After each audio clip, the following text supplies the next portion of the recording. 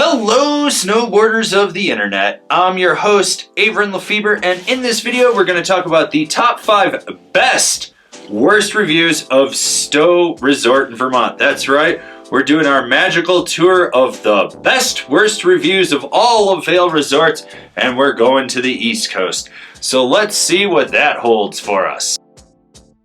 This review comes from HB. On April 2017, I booked a 1-hour private intermediate ski lesson for $250 an hour at Stowe Ski School in Stowe Mountain Resort to advance my intermediate skiing skills. Well, the first problem was your skiing.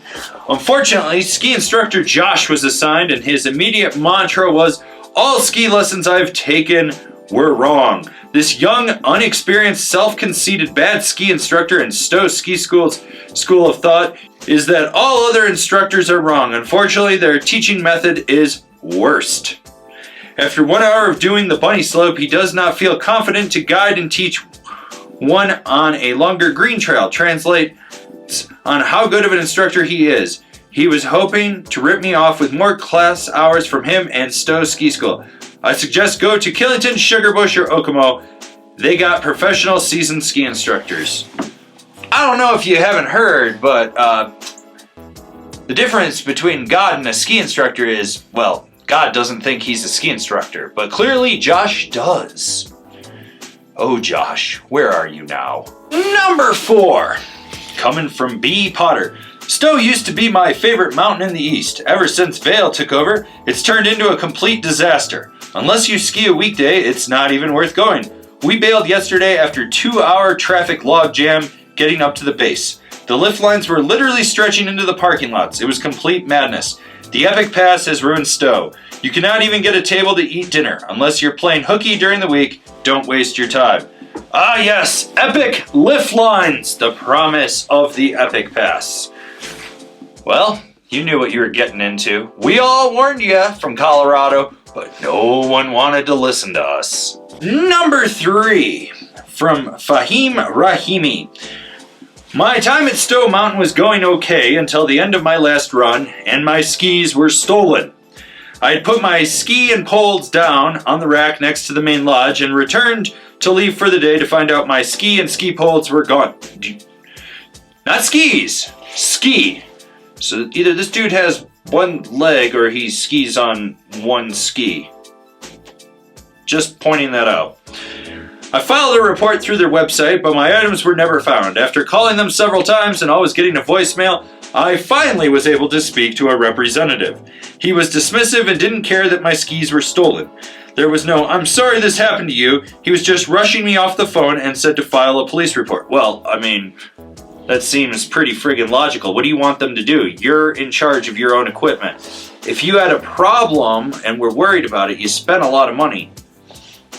$15 lock goes a long way. I spent about $400 at the resort that day, and on top of that, my skis were stolen. You think the least they can do is try to offer you a bit of credit or a lift ticket.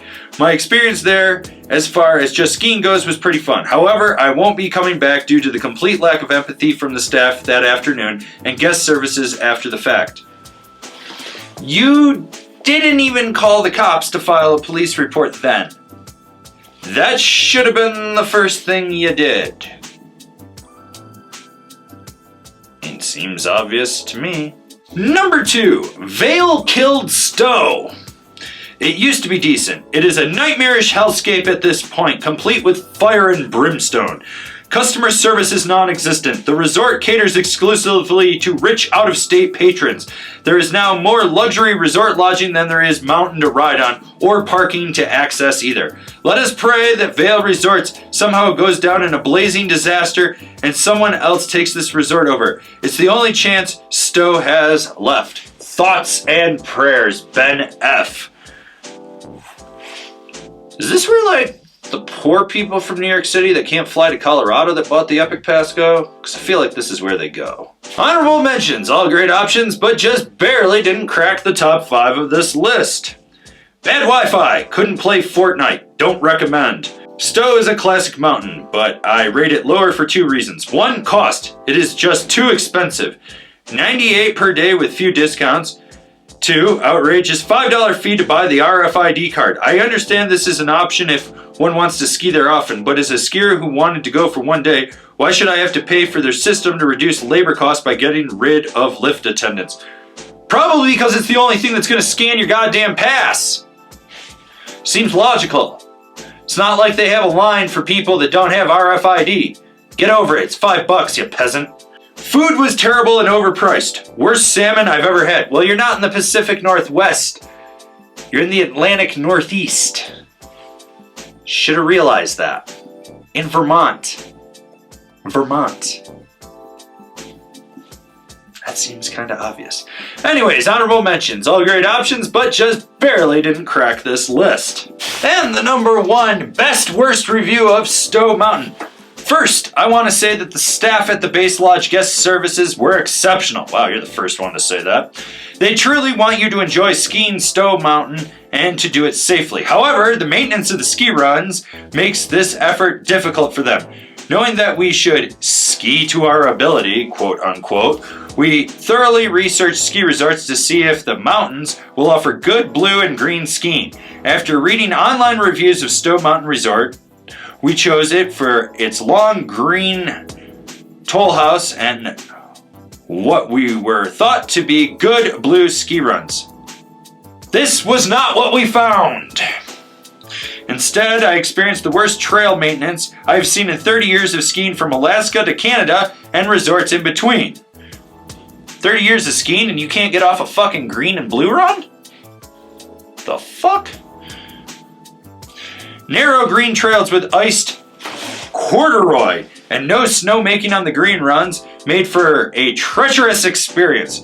We met fellow skiers who agreed that the mountain was just too dangerous to ski. The only staff we met who did not do their job well were the lift operators who will erroneously send you up a lift that is for blue, black diamond skiers only.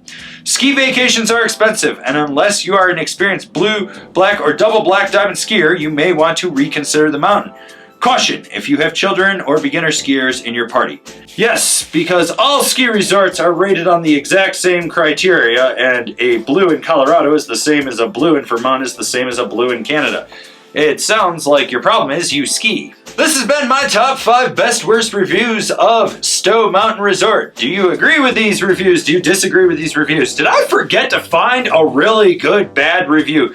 Leave me a comment down below. Let's have a conversation about this list. If you're new here, remember to subscribe, click the bell, get those notifications. That way you're not missing any of the videos we got coming out for all you snowboarders of the internet. And if you really like what we're doing over here and you want to support us further, swing on over to Angry Snowboarder VIP and become a member. Sure, I could tell you more about it, but I got a video over there that explains it so much better.